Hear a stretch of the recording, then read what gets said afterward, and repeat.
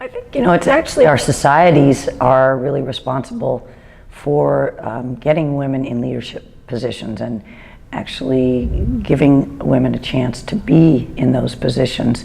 The AASLD has now 4 women over the last decade who are presidents, and the next 2017 will be the 4th. ASG, AGA, they've had fewer women.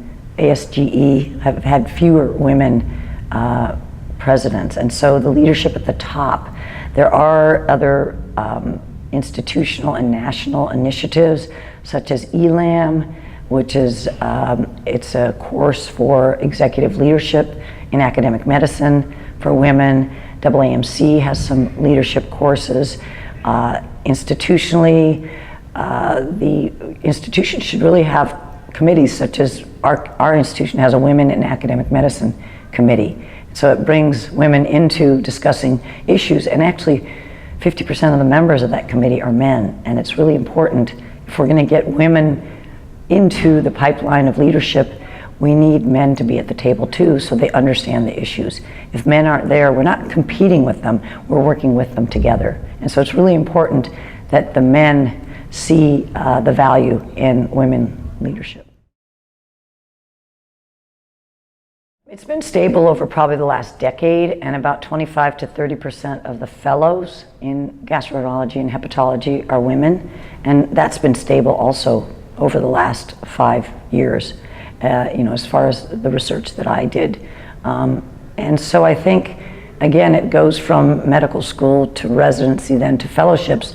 We need to get more women into fellowships, GI fellowships, hepatology fellowships, and then go on further into positions of leadership. I read a survey, a study of greater than 100, I think there were greater than 1,000 patients, in terms of would they prefer, as a woman, would they prefer seeing a woman gastroenterologist? And the answer was yes. Majority would rather see a woman gastroenterologist if they're a woman patient.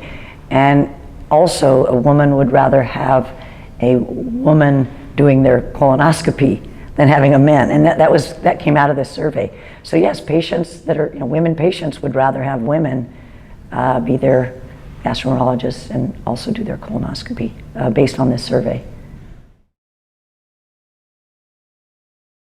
I'd like to see a 50-50 split. And again, we don't want a token percentage of women, but women are qualified and have the passion and have the capability of being in leadership positions. And so I think if we can just encourage women, mentor women, sponsor women, societies like the AGA and ASGE and ASLD and some of the other American College of Gastroenterology, if they can actually put women in leadership positions, I think then the rest will follow. And I think that's happening. If you look at the pipeline over the last 10 years, women have been represented more in dean jobs, vice dean, associate dean, chairs.